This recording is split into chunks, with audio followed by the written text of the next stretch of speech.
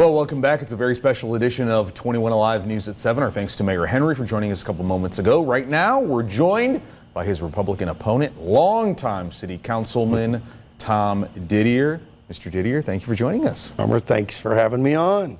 I wanted to start in a similar fashion as to how I started with Mayor Henry. Again, I grew up here, lived all over the country, moved back here because I care about this city. I care about the direction of this city. So I'm going to ask you the same thing.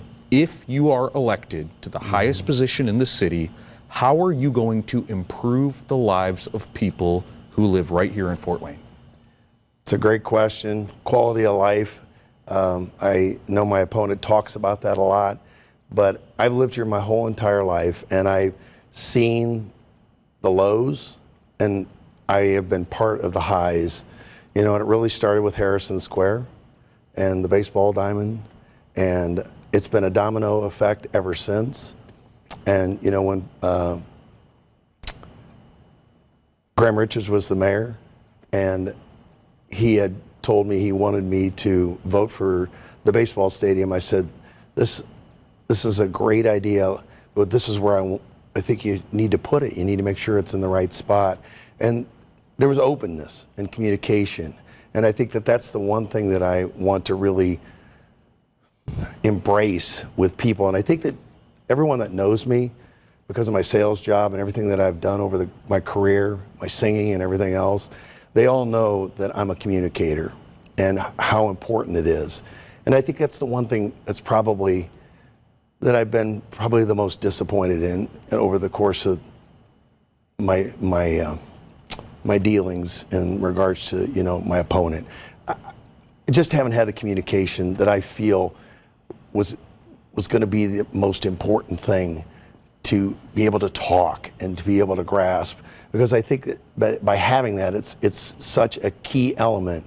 And I learned that many, many years ago when I started in sales. And I think that you have to have those two ears to listen, and then you speak. And I want to make sure that people understand how important it is that we have a good, viable communicator, someone that's going to sell the community. And I know that people that know me know that I'm going to sell Fort Wayne, Indiana. One issue that has been common throughout this process has been crime in law enforcement in the city, something that voters always care about. The data shows that. We've had a lot of high-profile situations. Just a week ago, an officer-involved shooting on Main Street in Fort Wayne. You have stated that you want a change in leadership at the police department. Are you not satisfied with the current leadership? Oh, I like Chief Reed. I really do. I think he's been an excellent chief. I've had really, if you want to talk about communication, I've had good communication with him. But when you're coming into this role, I mean, this is a very prolific role as, you know, the executive of Fort Wayne. And I wanted to have someone in that particular position. And that's probably why I announced it so abruptly last week. I had known in my heart that Mitch McKinney was the person. I've known Mitch and his family my whole entire life. And Mitch is by far the most qualified. His integrity, his ability to be able to communicate with the people. You know, he's a quadrant captain in the Southeast. And I want everyone to take a role in looking at what he does and how he does it, because I think it really makes a difference when you're that connected and you're that passionate about what you want to do. And Mitch is just a phenomenal person. Is there, you talk about Mitch, you talk about this change of leadership, obviously you're passionate about it. You made that big announcement with a news conference. Is there a specific incident that you could point to that you believe Mitch would have handled differently? And if so, how? Well, I know this, you know, Mitch was probably pretty instrumental in regards to the riots that were going on in Fort Wayne. He worked hand in hand with Chief Reed in regards to those. And I think that, you know, Mitch would have probably done even more in regards to how he would have probably handled it. I think they did a really good job in regards to handling that particular incident. But overall, I think he has a really good handle with people.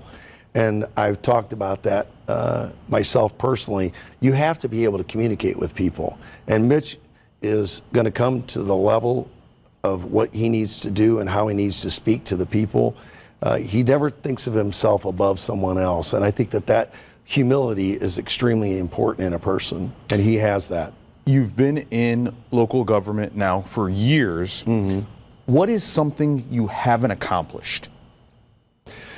Well, I can tell you that, you know, being a city council person versus the executive is a much different, you know, I guess how I want to say it is, it's a much different role.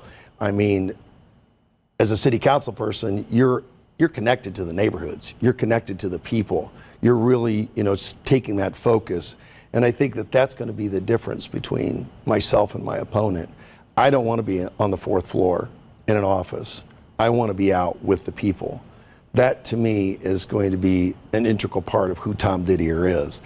I mean, when I'll use an example. During the pandemic, I was out all the time, every day, trying to help my businesses that I had established over the course of my 30-year career at US Foods. And I can tell you that they appreciated what I did as a salesperson to help them as a business owner. I'm going to do the same thing in regards to what I'm going to do for my future, for the people of Fort Wayne. Councilman Tom Didier, we appreciate you. We appreciate your time. We'll be right back with the news at 7.